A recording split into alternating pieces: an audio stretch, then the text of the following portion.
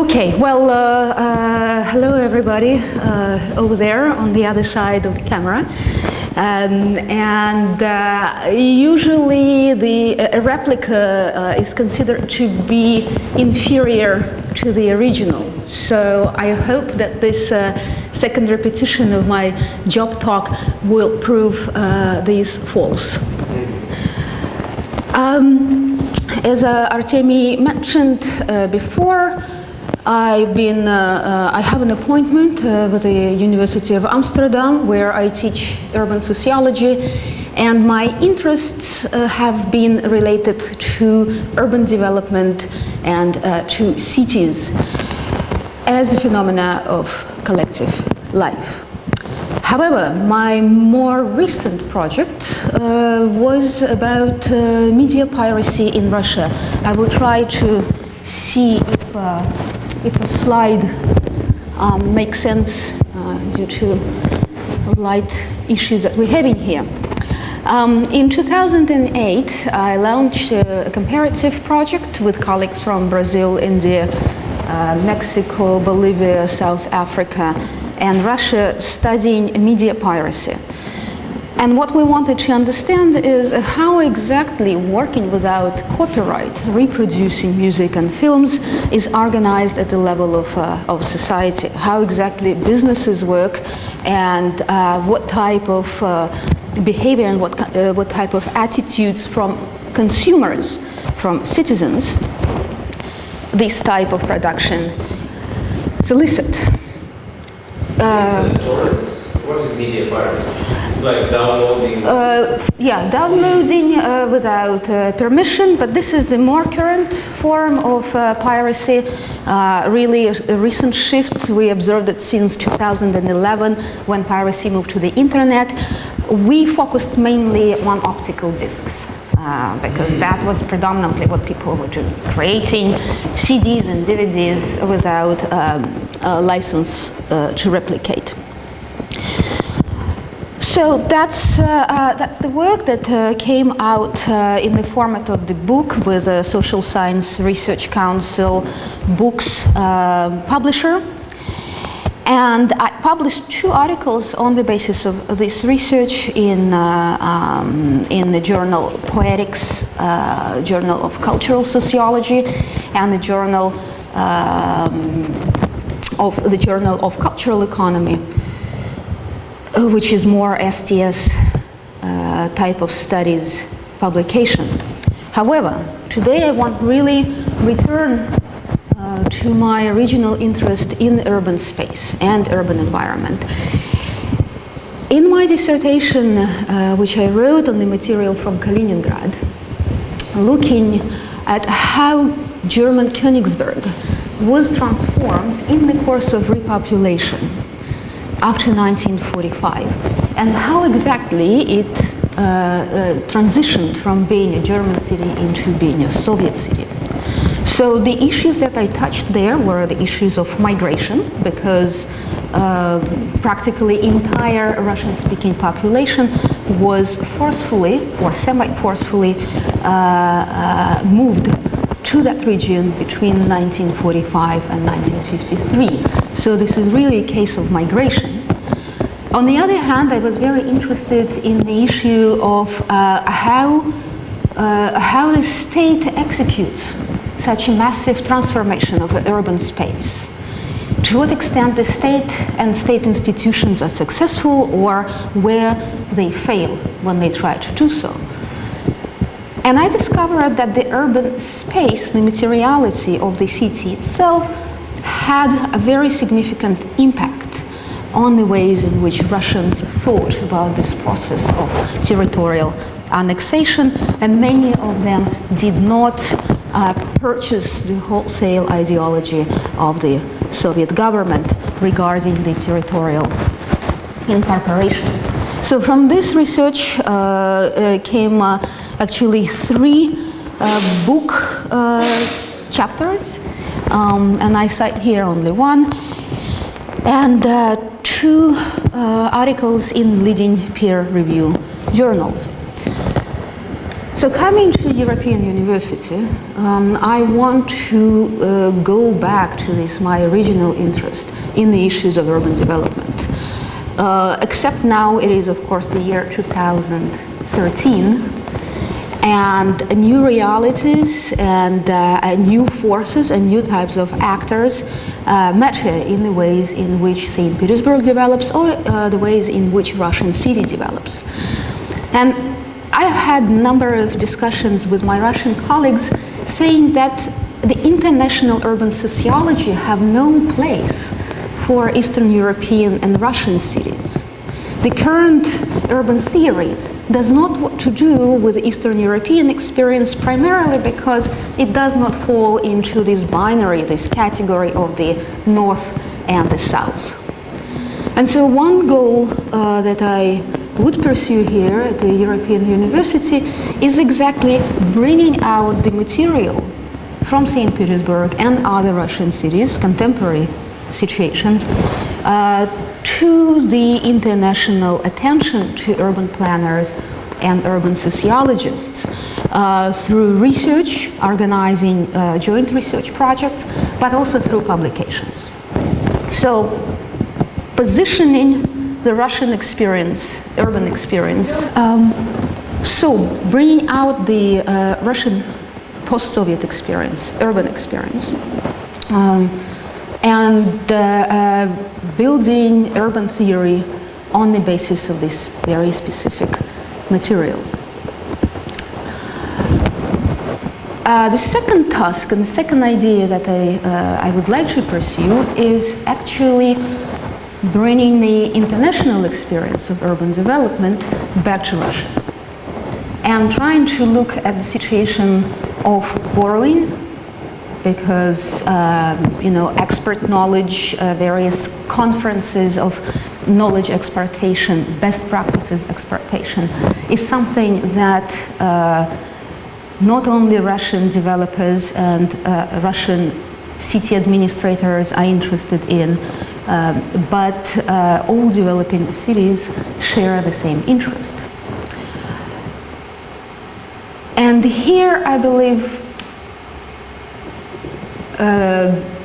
we see a lot of structural similarity between what was happening in a number of Western cities in the 1970s, agglomeration, for example, transportation development, transportation networks, the emergence of new ideas about alternative transport systems, and so on and so forth. And exactly these issues, these questions are being raised in the Russian context today. So rather than making some mistakes or reinventing the wheel, as they say, we can actually learn from the existing models using the experts, Western experts and Russian experts, and bringing them together on issues of urban development. So that's why I believe someone from abroad, but with knowledge and understanding of the Russian context of urban development, is strategically interesting position. I would like to translate this interest into a research project, and maybe, I don't know, Artemy, what you think, maybe this is the time to talk more about bicycles and my specific research interests that I develop now. The general issue that I want to explore is the issue of public in crisis, or the crisis in public life. A number of commentators argued that urbanites retreat into domestic sphere. They no longer are interested in defending public good. They no longer are interested in participating in politics in cities. The evidence of that can be seen in the phenomena as different as low participation in local municipal elections, as well as the spread of gated communities, where residences really try to exclude and segregate themselves from the general public space of the city.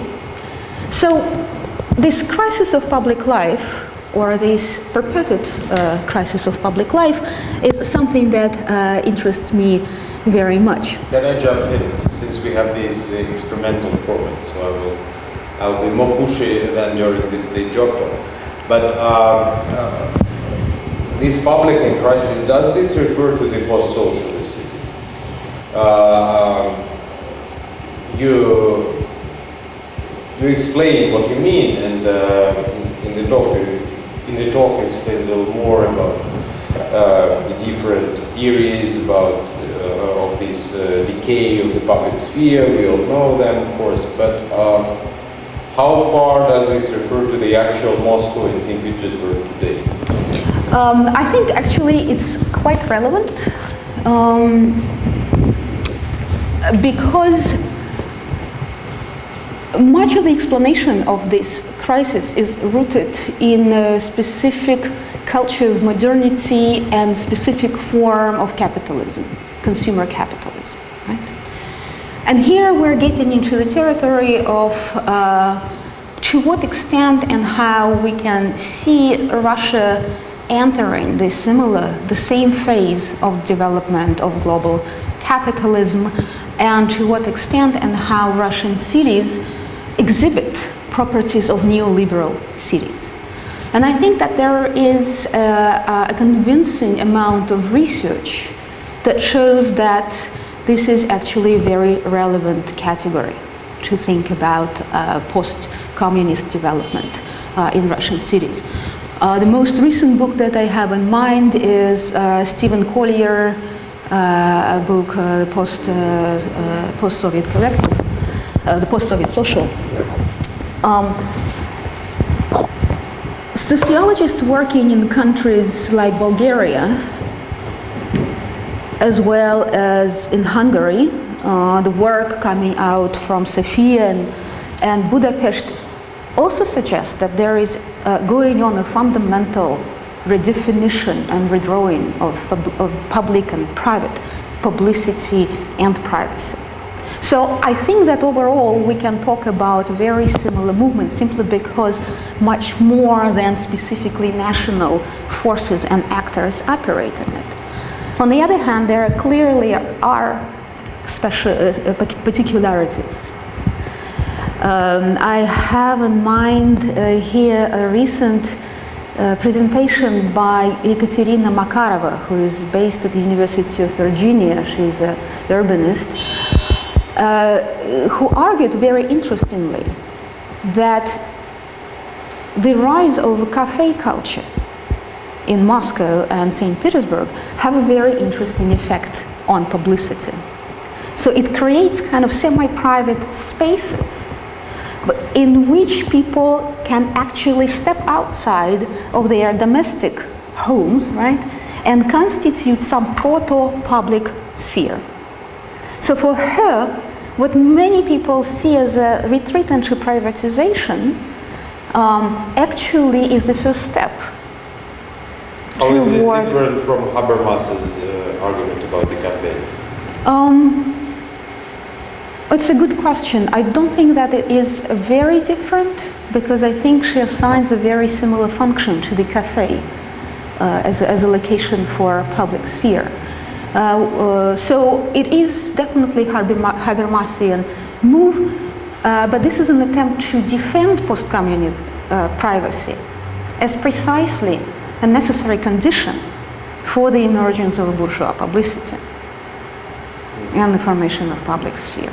So we cannot step from the socialist type community, communality, publicness directly into post-socialist, neoliberal or liberal or whatever word we want to call it.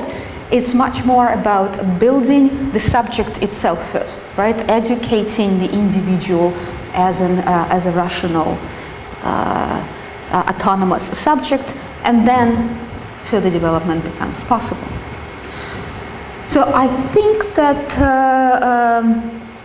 this is really a field that kind of goes in different directions. So there is a camp that argues that post-Soviet experience simply repeats what other cities saw 30 years ago, if we're talking about Western Europe, or joins the Global South, if we're talking about Latin America. And then another camp is saying, no, there is a very unique development. And I think that camp loses something about the general force of the capital, which constitutes the social, but not alone. And so in researching more in depth this crisis of publicity question mark, right? Is there a crisis or not? I hope that the Russian material will contribute exactly this issue, answering your question, Artyom. So, how I'm going to deal with this question? Like in my original fieldwork, my original job talk, I discussed quite a bit various theories of politics in the city, but I'm going to skip it now and maybe talk directly about what it is that I want to do as a research project here in St. Petersburg. I want to study bicycles. I want to study bicycles as apparatuses, as cycling apparatuses, or let's put it differently, as assemblages. Systems that incorporate entities that are very different in their nature. They, of course, have a physical object, a technology, the bicycle itself. They obviously include human body, but they also include rules and regulations, traffic regulations. They obviously include institutions, the departments of transportation, municipalities themselves, research organizations that provide knowledge, collect data, develop design. Related to that, they incorporate expert groups. And very importantly for me, cycling engenders an enormous amount of public participation. There are social movements organized around introduction of bicycles into cities, ranging from alternative transportation movement in New York to critical mass movement, which is now a global movement. I hear that they took on recently streets of Budapest and were here in St. Petersburg as well.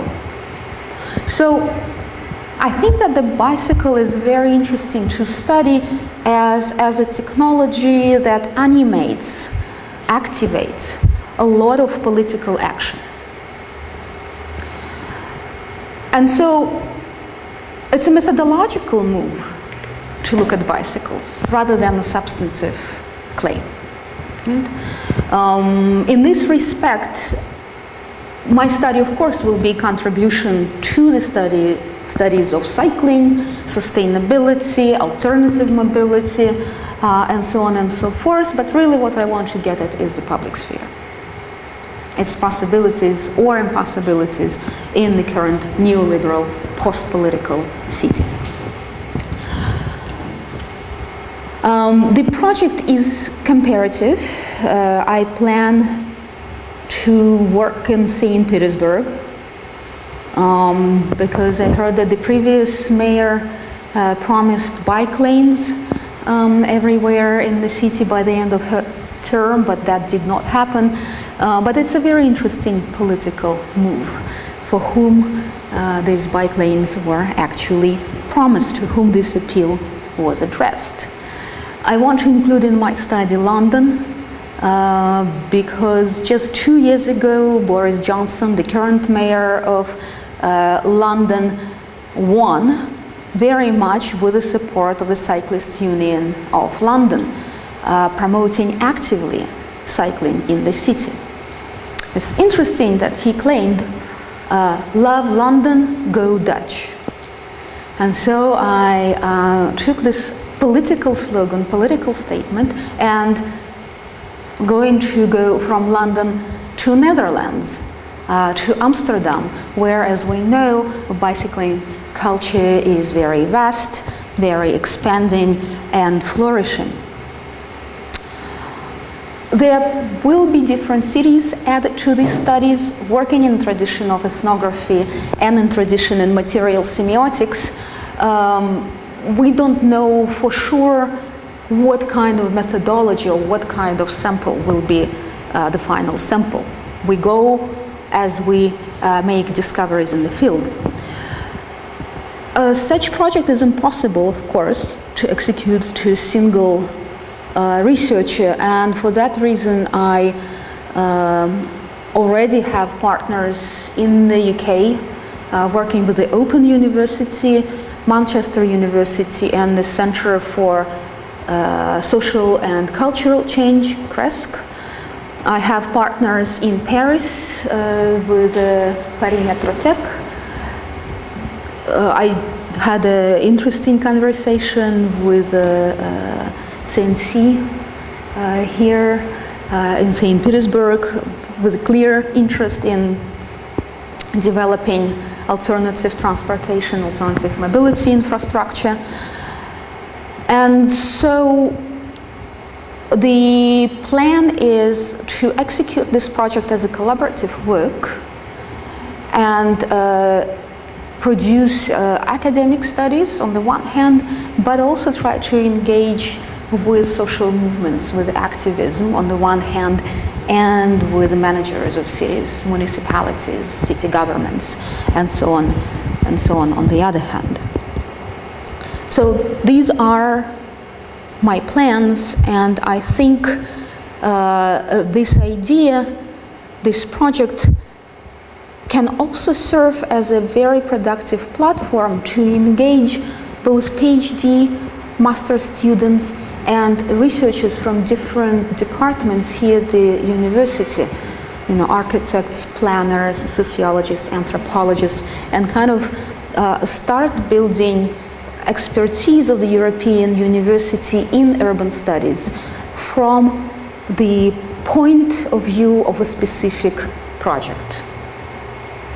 And then, grow out of it into something bigger and more prominent. So these are the plans. These are my motivations, and I think, yes. Yeah, I can jump in here and ask more specifically. This is the project, this is the future work you're interested in, and in the talk there were some examples about the Dutch cycling, French cycling. Instructive. You can look at it in the presentation that we sent out.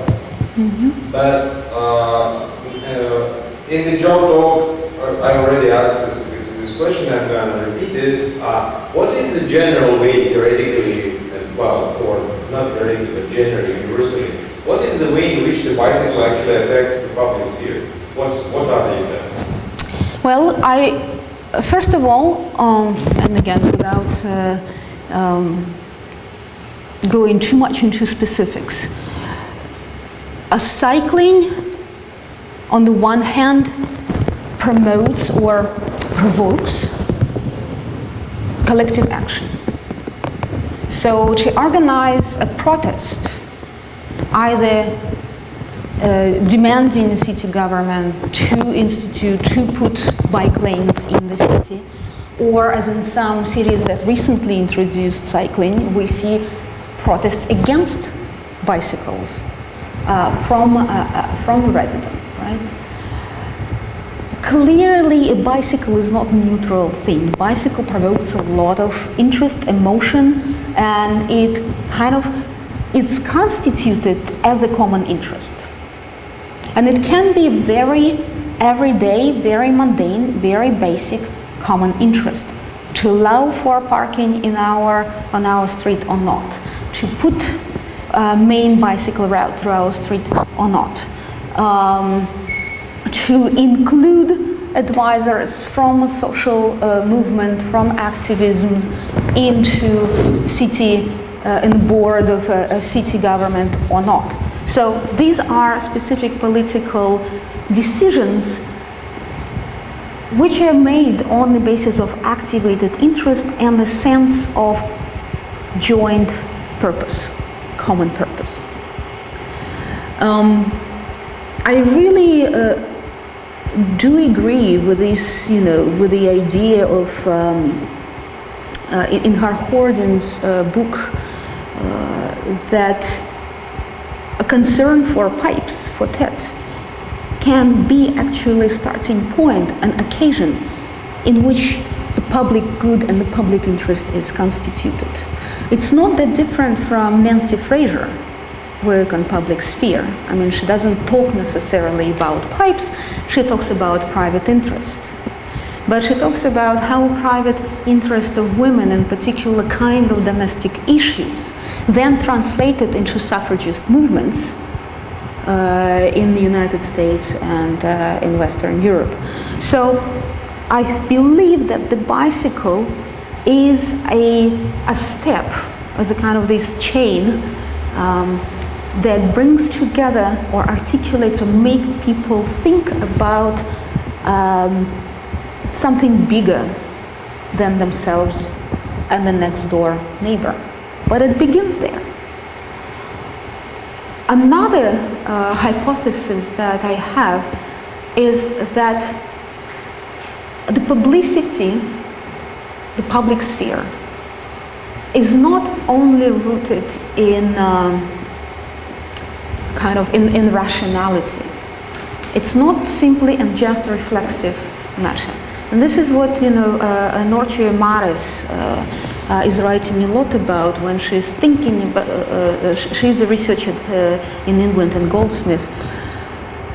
She's thinking a lot about how the experience of the body articulates different nodes of concern.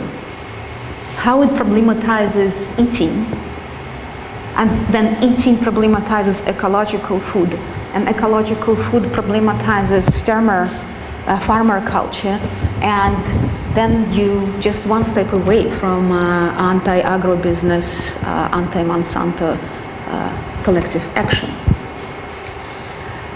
And bicycles, as this technology that involves the body a lot, because you need to know how to cycle, right? And you need to communicate your intention as you cycle to others. It disciplines your body on the one hand, but not necessarily in Foucauldian sense. I see it more as Richard Sennett writes in the Craftsman book. It gives you tacit knowledge, it gives you skill, right? It transforms your ability to be in the world to something else, something different. And so bicycling constitutes particular subjectivity through the physicality, through the body, through the orientation in space, through the ability to register what's going on behind you, what's going in front of you, and your ability to negotiate with the driver in the car, in the road. Because actually the solution to cycling, I think, lies less in building separate lanes and more in creating forums in which car drivers, cyclists and pedestrians can come together and reach some mutual consensus.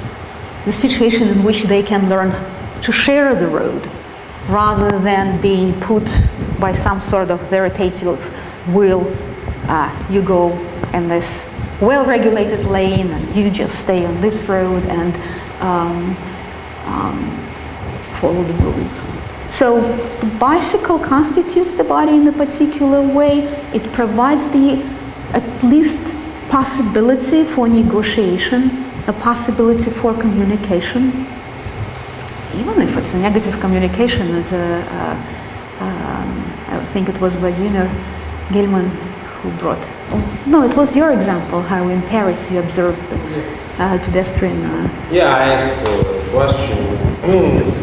Not a question. I told an anecdote about an elderly colleague of mine who was almost hit by a bicycle on the street of Strasbourg.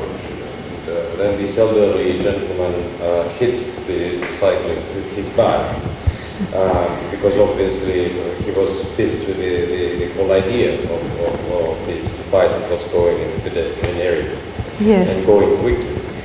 So obviously this generates a conflict. So this was my counter argument to this idea that bicycles are good for public sphere. Yeah.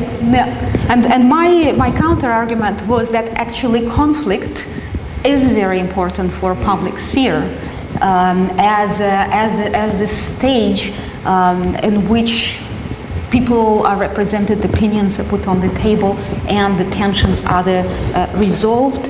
Or, as Chantal Mouffe writes, people should not learn how to live with each other as friends. What they need to learn is how to live with each other as enemies, right? It's a different look at the public sphere, which allows for antagonism or agonism, right? So it's a call for agonistic politics, not just consensus. But I also want to give another example, just counter-example to what you said.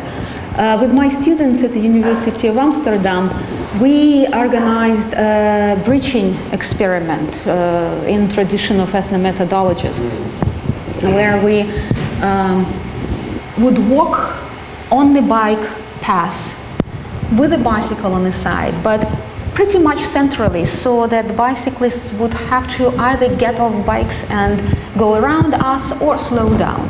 And we wanted to see at what point people will start reacting to this obstacle. So we created an obstacle, we wanted to see how Amsterdammers will deal with this obstacle.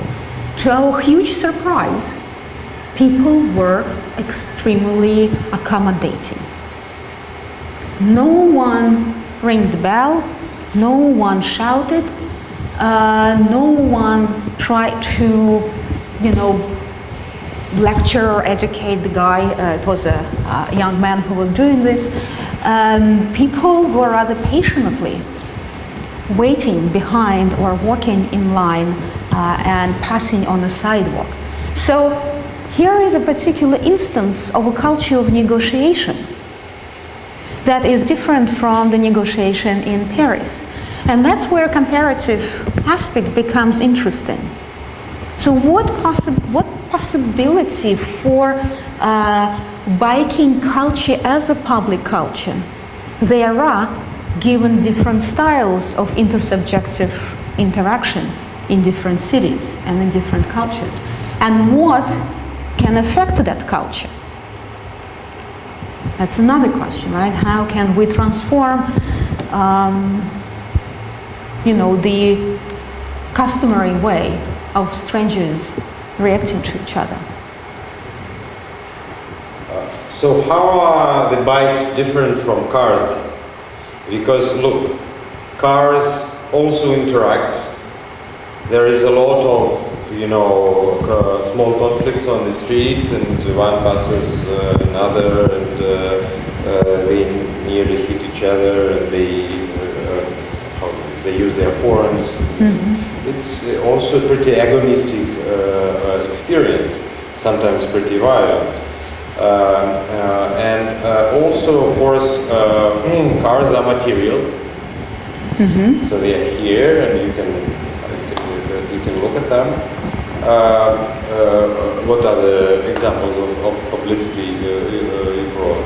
Well, there are the clubs of автолюбителей. Right, there are social. Motorists actually, organized. In Russia, they are stronger than the movements of cyclists. Mm-hmm. There is a social movement, Союз автолюбителей, and it has political standpoints, because mm-hmm. There is a conflictual issue of the government officials going through the streets with the siren turned on, and so they pass without any line, pass through the traffic, and it creates a lot of tension. So again, just responding to your talk, I mean, this would be a counter argument that what you say is good, but it is not specific enough. It could be true for cars too. Okay, so yes, I consider it cars as well, and cars. Okay, this is the most direct answer, and then I will say more. Cars are not an object of progressive public policy to the extent to which bicycles are. No city in Europe today or in North America and now increasingly in other regions want to promote cars as their main mode of transportation. Quite the opposite, right? So the crisis of mobility in cities is associated with cars. Environmental crisis is associated with cars. Sustainability is not associated with cars, but with bicycles. And so for me, the bicycle is this object that drives progressive politics and policies, but I also want to know to what extent this is progressive, unequivocally so, or there are some of its caveats. So culture and bikes stand in different positions toward what constitutes the public good today. Bike is good for the public, car is bad, right? This is the most standard accepted position that drives political decision making as much as activism. So that's why I want to focus on bicycles. That does not exclude cars. In fact, car as a network or assemblage and bicycles do overlap. And what will be interesting for me to understand is if I claim that bicycles constitute their own sociability, then a research question can be posed: what other kinds of sociability they are replacing, or they displacing, or they are in conflict with? And so cars of course have their own sociability. It will be interesting to see how that sociability correlates or does not with that of the bicycle. Public transportation is another important issue for me, because the bicycle supposed to displace or replace the car from the city space. Not only the car from the city space, but buses, trams, right? How would these compare?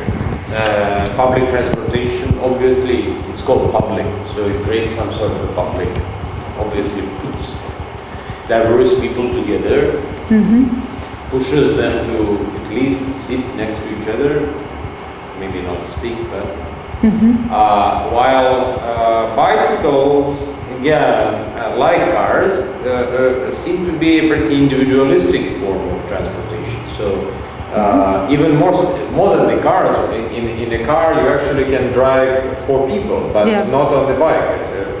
On the bike you can drive maybe one person at your rear, but it's difficult to do for a long time. So it's really the most individualistic you can imagine. So how would this interact with its public potential? Yeah, and if you look at carpooling in particular, carpooling, when cities encourage drivers to give ride to other people, like neighbors or strangers, so that there are less cars on the road and people use one car. Yes, you can say that there are actually elements of publicity in cars which we don't find in bicycles.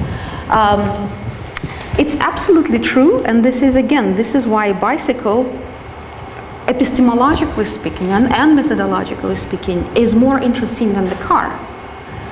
Because it is praised for being flexible, individualizing, giving freedom. So it seemed to be very strongly oriented toward the individual. So it is individualizing, right? But at the same time, it is also positioned as contributing to public good. So it has this ambiguity, that has its duality. And maybe it's useful to think about the concept of co-articulation, how one and the same technology appears with different meaning and different form of politicizing in different networks. And that's something that is very convenient to do about the bicycle. That it's on the margin. It's constantly going on the side of publicity, on the side of individual. It satisfies a whole range of needs, of which we not really think systematically and have very little understanding of what exactly is bicycle and how it works. So I'm not saying that this is the only possible entry point into publicity and public sphere. I'm only saying that it's very convenient. It's a very convenient entry point at this particular moment, given its political prominence, given how it's co-articulated as public good, as administrative resource, as individualizing an object of freedom, at the same time the future of sustainable urbanity. I'm wondering if all the cities could be put on the list of, the cities you consider, because if you think about Moscow, I guess there was no collectives, and people do their political action because Moscow is totally inappropriate for using bike. But it's not about interaction, it's something different. And if we can consider Moscow like a subject for your research in this sense.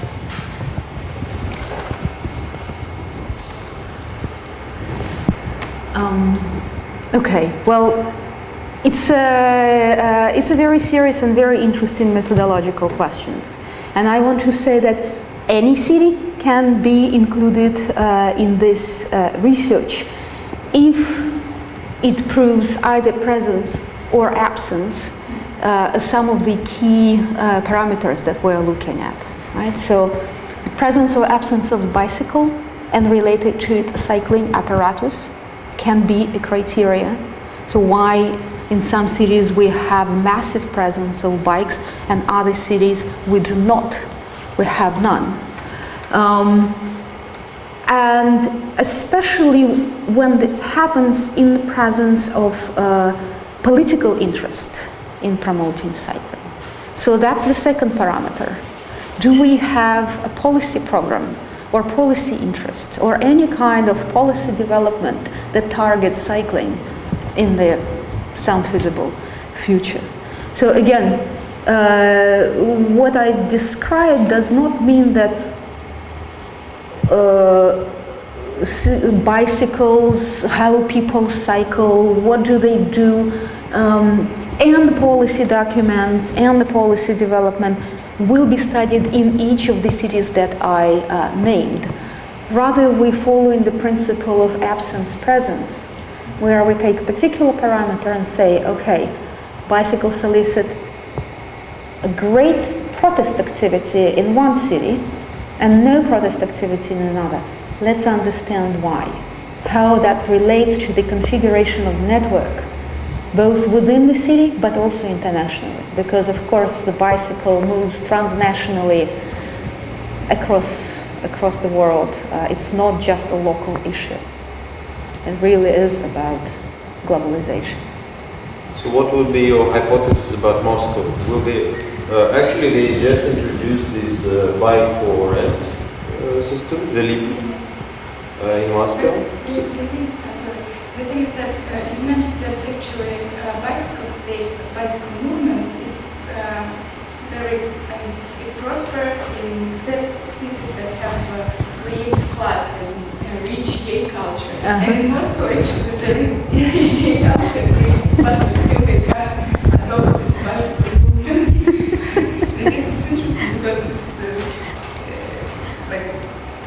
Well, that's exactly a good research question to be asked. Why, in the presence of all other requirements, we do not see wide movement? But quite frankly, I am not going to comment on Moscow because I did not do any preliminary work there, and I cannot say with 100% certainty that we are not either repeating a discourse of political activists who complain about the absence of bikes,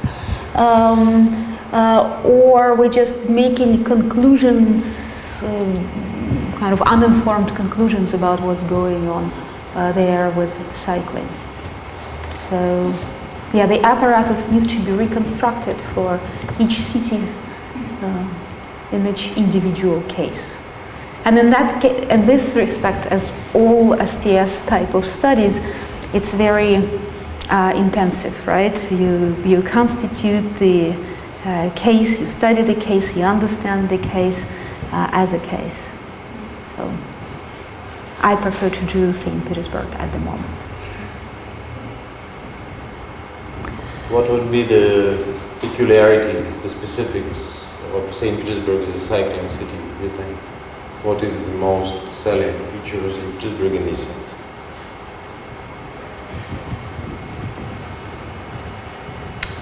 No other city allows cyclists to stay on the sidewalk. Mm-hmm. And St. Petersburg, that's where people go, mm-hmm. on the sidewalk. So the negotiation that we actually see here is much more between pedestrians and cyclists than drivers and cyclists. And that may constitute different kind of conflict, maybe closer to what's happening in Paris than what's happening in New York, where it's car drivers who protest. But I also, I also would be interested in seeing there are arguments that cycling is very much about the type of urban space. So you don't introduce the bicycle into vast urban sprawl. But then you find an example of Chicago, where the mayor Daley 8 years ago started a massive campaign of promoting bicycles in the city, right? So sprawl or dense, concentrated urban space does not seem to be an obstacle when a politician wants to promote sustainability in the city. You think that a flat versus hilly city would matter. But then you find Portland, which is a very hilly city with a very great cycling culture.